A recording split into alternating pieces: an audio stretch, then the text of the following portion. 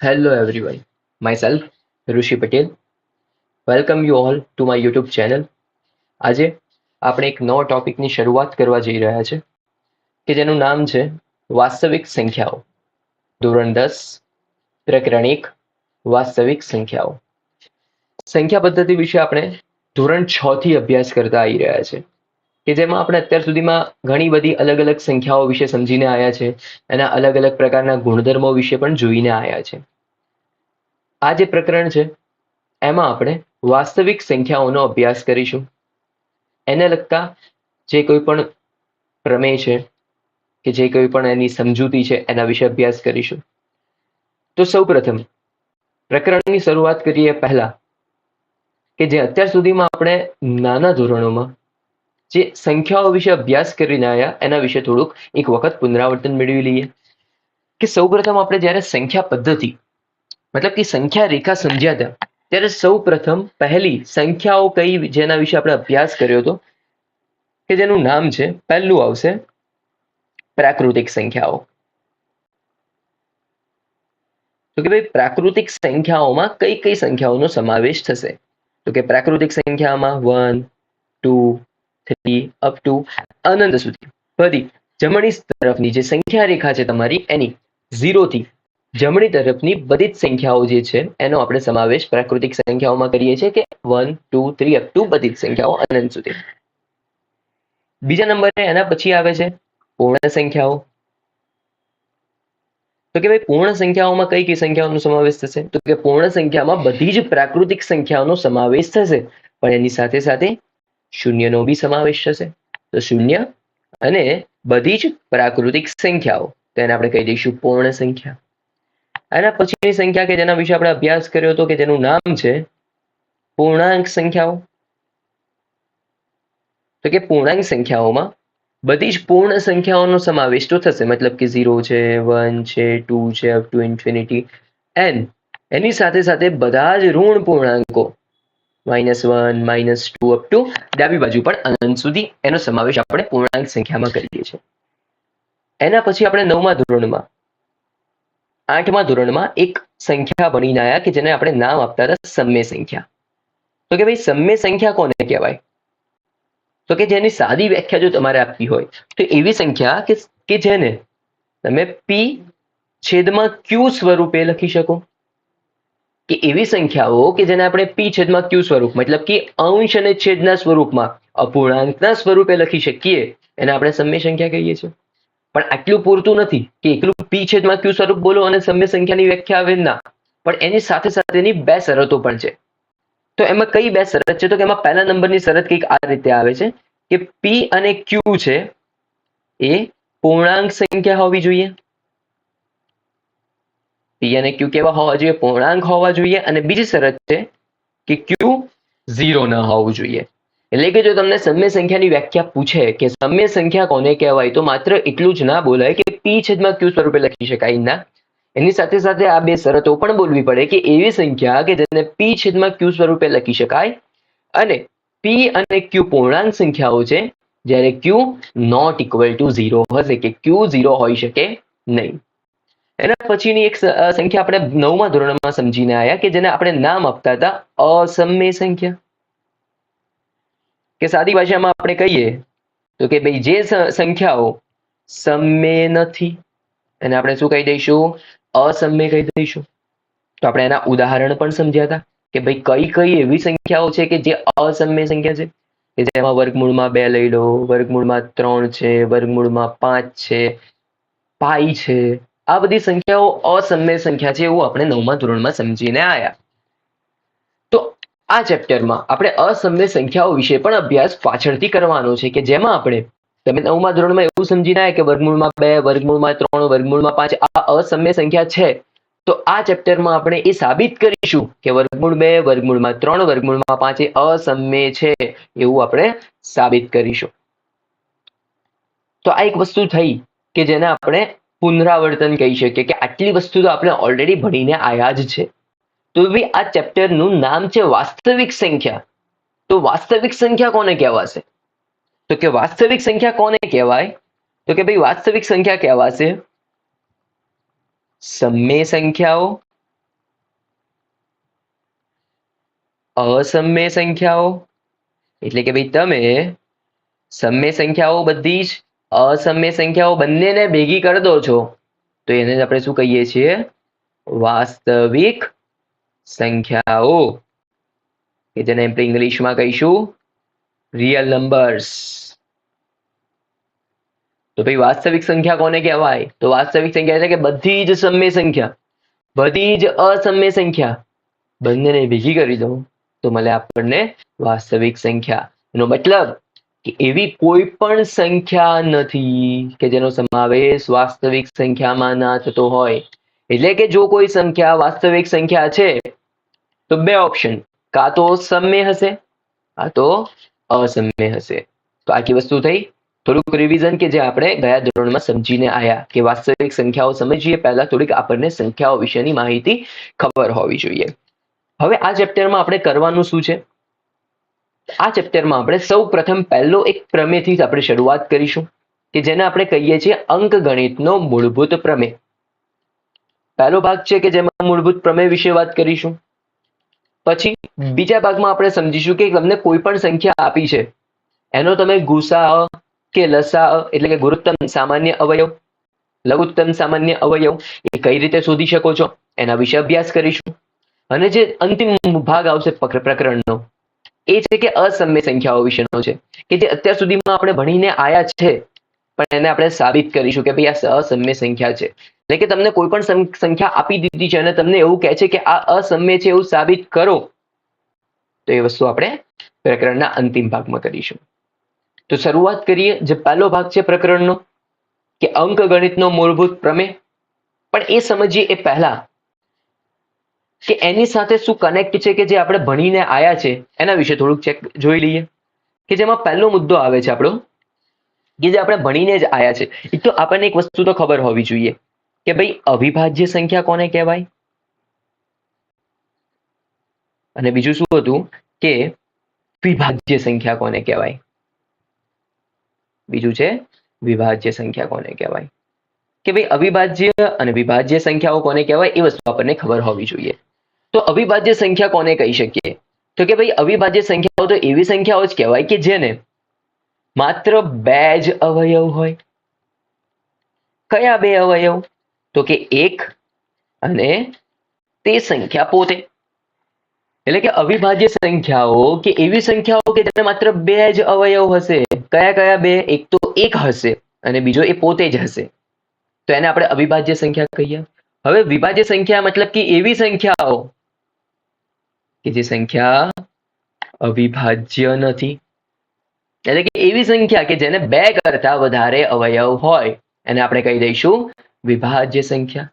તો હવે ભાઈ આના વિશે આપણે શું ભણીને આયા? તો આપણે એક વસ્તુ ભણીને એ આયા કે કોઈ પણ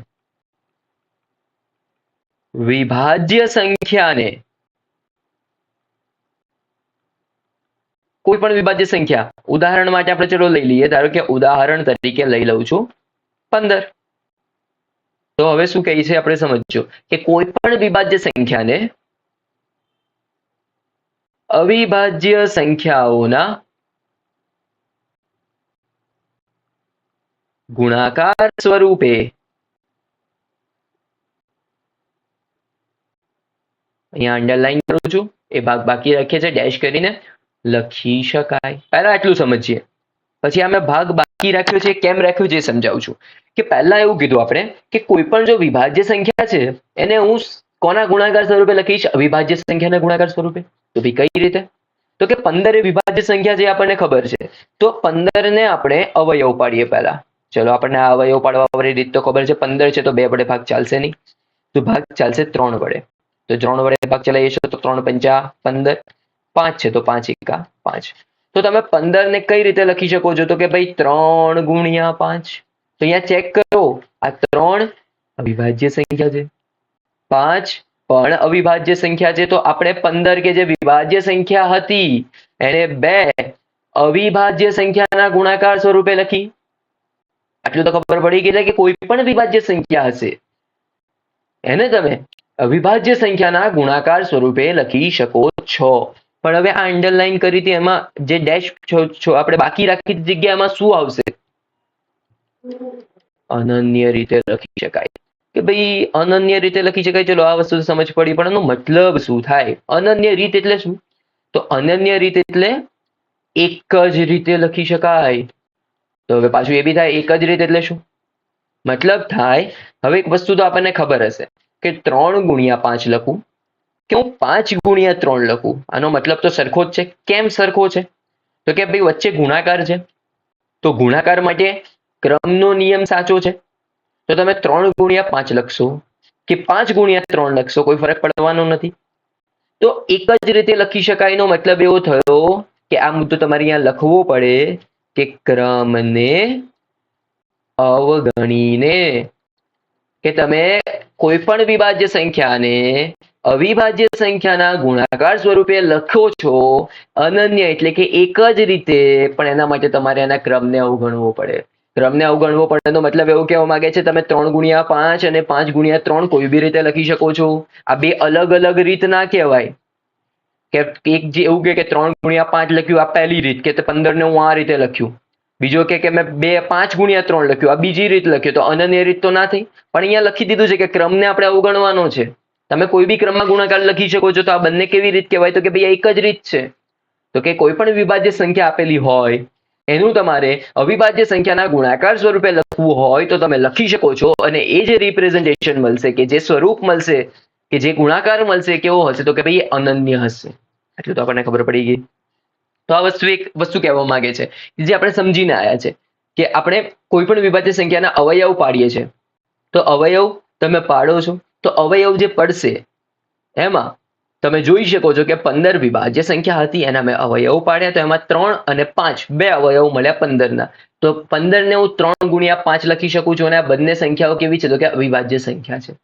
તો આ રીતે તમે આને લખી શકો. હવે અવયવ પાડતી વખતે અમુક વખતે કન્ફ્યુઝન થાય કે ભાઈ ભાગ શેનાથી ચાલશે? 15 છે તો નાની સંખ્યા છે, તો 3 વડે ભાગ ચાલશે તો ખબર પડી જ જાય છે. પણ કોઈ મોટી સંખ્યા આપેલી હોય અને તમને અવયવ પાડવા છે, તમને ખ્યાલ કઈ રીતે આવે કે ભાગ કઈ રીતે ચાલે? તો એના માટે એક વસ્તુ છે કે વિભાજ્યની ચાવી, કે ચાવીઓ હોય કે ભાઈ કોઈ પણ સંખ્યા હોય એને 2 વડે ક્યારે ભાગી શકાય? તો એની ચાવી હોય. 3 વડે ક્યારે ભાગી શકાય? તો એની ચાવી હોય. 4 વડે, 5 વડે, 6 વડે, કે ભાઈ કોઈ બી સંખ્યા આપેલી છે અને કોઈ પર્ટિક્યુલર સંખ્યા વડે ભાગવા માટે એની કોઈ ચાવી હોય, કે તમે સંખ્યા જોઈને એ ચાવી લગાવવાની કે ભાઈ કઈ ચાવી લાગે છે તો એ સંખ્યા વડે ભાગ ચાલશે. તો એ જે વિભાજ્યતાની ચાવીઓ છે એના વિશેનો જે વિડીયો છે હું એના પછીનો વિડીયો અપલોડ કરીશ, કે જેમાં આપણે ચાવીઓ વિશે સમજીશું કે ભાઈ તમને કોઈ સંખ્યા આપી છે અને તમારે સંખ્યા જોઈને તમારે નક્કી કરવું છે કે કઈ સંખ્યા વડે ભાગ ચાલશે, તો એના માટે ચાવીઓ ખૂબ જ ઉપયોગી છે. તો એ ચાવીઓ વિશે આપણે પછીના વિડીયોમાં એક અપલોડ કરીશ વિડીયો, કે જે વિભાજ્યતાની ચાવીઓ હશે કે એમાં તમે એક વખત જોઈ લેજો કે કઈ સંખ્યા હોય, કઈ ચાવી લાગે અને શેના વડે એનો ભાગ ચાલશે. તો આ વસ્તુ થઈ કે જે આપણે ભણીને આવ્યા હતા કે કોઈ પણ વિભાજ્ય સંખ્યા હશે તો તમે એને અવિભાજ્ય સંખ્યાના ગુણાકાર સ્વરૂપે લખી શકો. હજુ એક ઉદાહરણ લઈએ કે જેનાથી થોડુંક વધારે ખ્યાલ આવે કે ભાઈ આ વસ્તુ કહેવા શું માંગે છે. ચલો હજુ એક ઉદાહરણ લઈએ. હું સંખ્યા લઉં છું કે 8190. હવે આ મોટી સંખ્યા થઈ, હવે એને મારે અવિભાજ્ય સંખ્યાના ગુણાકાર સ્વરૂપે લખવી છે. તો હું શું કરીશ? ભાગ પાડીએ પહેલા એના અવયવ પાડી લઈએ. 8190. તો જો પાછળ 0 છે તો 2 વડે ભાગ ચાલશે, તો 2 ચોક 8. ભાગ ના ચાલે એની 0 છે તો 19 થશે. 2 નવા 18, 1 વધશે 10, તો 2 પંચા 10.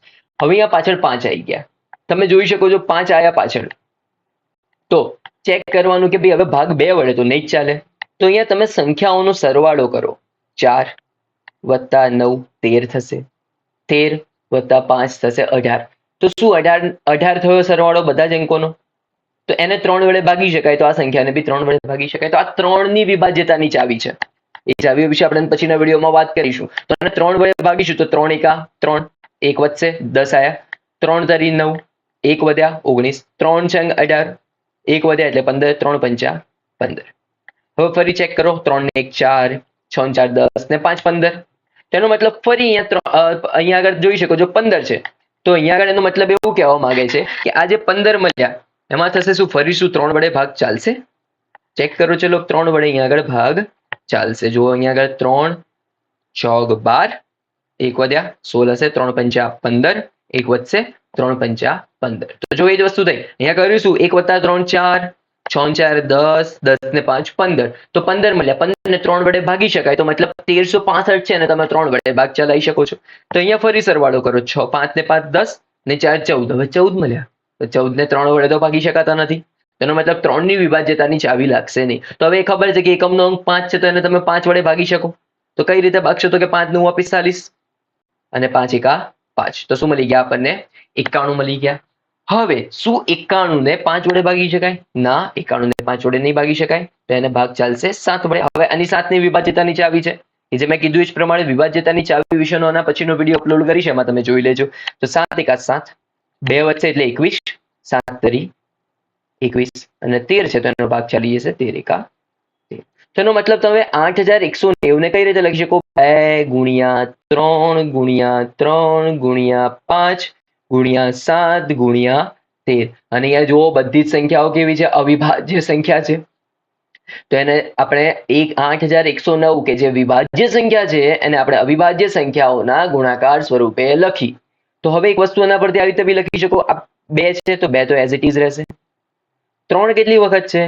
2 વખત છે. તો આપણે આ ઘાત અને ઘાતાંકમાં ભણીને આવ્યા કે 3 2 વખત હોય તો આપણે 3 ની 2 ઘાત લખી શકીએ. 5 બી 1 વખત છે, 7 બી 1 વખત છે, 13 બી 1 વખત છે.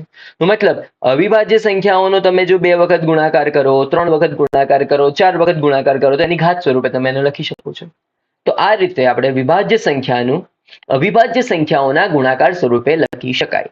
તેનો મતલબ શું થયો? એના પરથી એક તારણ એવું નીકળે છે કે કોઈ પણ વિભાજ્ય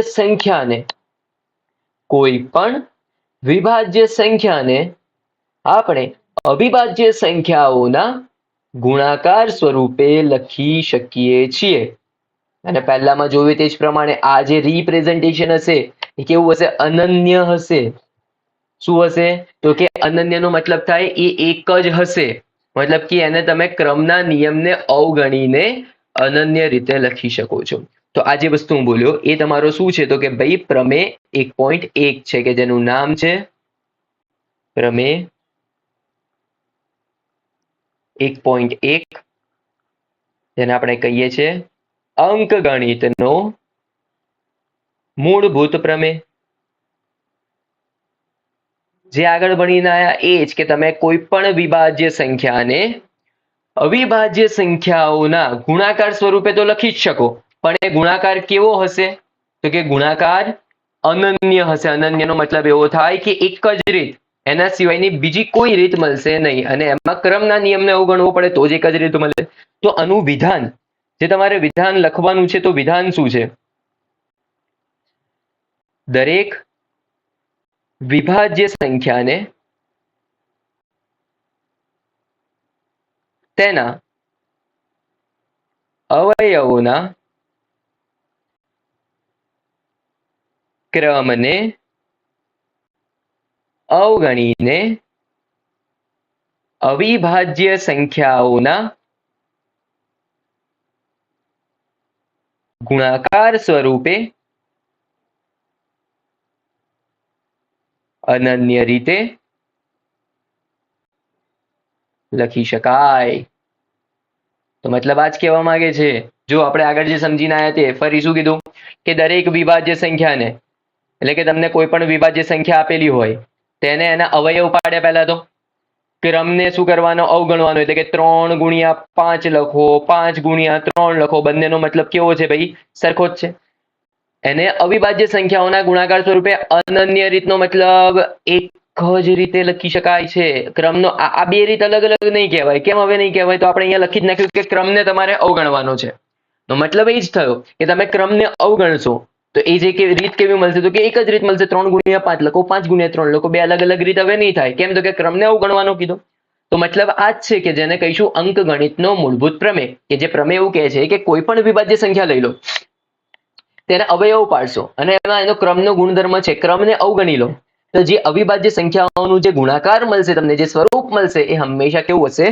અનન્ય હશે. આટલી વસ્તુ ખબર પડી. એટલે કે જો કોઈ સંખ્યા x મળી આપણને એવી કે જે સંખ્યા છે એને આપણે ગુણાકાર સ્વરૂપે લખીએ છીએ. હવે એવું માની લઈએ કે જે આ x છે એ કેવી સંખ્યા છે? તો કે ભાઈ વિભાજ્ય સંખ્યા છે. અને આ દરેક P1 છે, P2 છે, ત્યાંથી લઈને આ Pn છે, આ બધી કેવી સંખ્યાઓ છે? અવિભાજ્ય સંખ્યા છે. તો તમે કોઈ પણ વિભાજ્ય સંખ્યાને આ બધી જ અવિભાજ્ય સંખ્યાઓના ગુણાકાર સ્વરૂપે લખી શકો છો. વસ્તુ ખ્યાલ આવી ગયો. અને એક વસ્તુ આપણે સમજીને આવ્યા કે જો બે અવિભાજ્ય સંખ્યાઓ, ધારો કે બે અવિભાજ્ય સંખ્યા છે 2 ગુણ્યા 2, તો એને ઘાત સ્વરૂપે પણ લખી શકીએ છીએ. આ વસ્તુ ખ્યાલ આવી ગયો. તો આ વસ્તુ થઈ કે જે આપણે શરૂઆત કરી ચેપ્ટરની, કે જે તમે અલગ અલગ સંખ્યાઓ વિશે જે ભણીને આવ્યા હતા તે ઉપરાંત કે જે એક વિધાન હતું જે ઓલરેડી આપણે ભણીને જ આવ્યા છે કે કોઈ પણ વિભાજ્ય સંખ્યાને આપણે અવિભાજ્ય સંખ્યાઓના ગુણાકાર સ્વરૂપે લખી શકીએ. પણ એ જે સ્વરૂપ છે, જો એના ક્રમના ગુણધર્મને તમે અવગણો એટલે કે ક્રમને અવગણી લેશો તો એ જે સ્વરૂપ મળશે અનન્ય એટલે કે એક જ મળશે. આટલી વસ્તુ ખ્યાલ આવી ગઈ. તો હવે આ વિડીયોમાં જે જોયું આપણે શું સમજી ગયા તો કે ભાઈ થોડુંક પુનરાવર્તન સમજ્યું કે સંખ્યાઓના અલગ અલગ પ્રકાર વિશે સમજીને આવ્યા. બીજી વસ્તુ શું સમજ્યું તો કે આપણે અંકગણિતનો મૂળભૂત પ્રમેય સમજ્યા. પ્રમેય એક જ વસ્તુ કહેવા માંગે છે કે જો કોઈ પણ વિભાજ્ય સંખ્યા લઈ લઈએ, કોઈ પણ વિભાજ્ય સંખ્યા લો છો, એના અવયવ પાડશો અને અવયવના જે બી અવિભાજ્ય સંખ્યાઓ મળશે એનો ગુણાકાર તમે ક્રમને અવગણીને કરશો તો એ જે સ્વરૂપ આવશે એ હંમેશા અનન્ય એટલે કે એક જ આવશે. તો આ રીતે તમે કોઈ પણ વિભાજ્ય સંખ્યાને અવિભાજ્ય સંખ્યાઓના ગુણાકાર સ્વરૂપે લખી શકો, જે આપણો અંકગણિતનો મૂળભૂત પ્રમેય છે. તો ચેપ્ટરની શરૂઆત કરી. આના પછીના વિડીયોમાં કોઈ પણ સંખ્યા આપેલી હોય આપણને એનો આપણે લસા, ગુસા, લસાનો મતલબ થાય લઘુત્તમ સામાન્ય અવયવ, ગુસાઅનો મતલબ થાય ગુણોત્તમ સામાન્ય અવયવ, એના વિશે વાત કરીશું. વિડીયોમાં આટલું જ રાખું છું. એક વખત રિવાઇઝ કરી લેજો. મળીએ આના પછીના વિડીયોમાં. Thank you. Bye bye.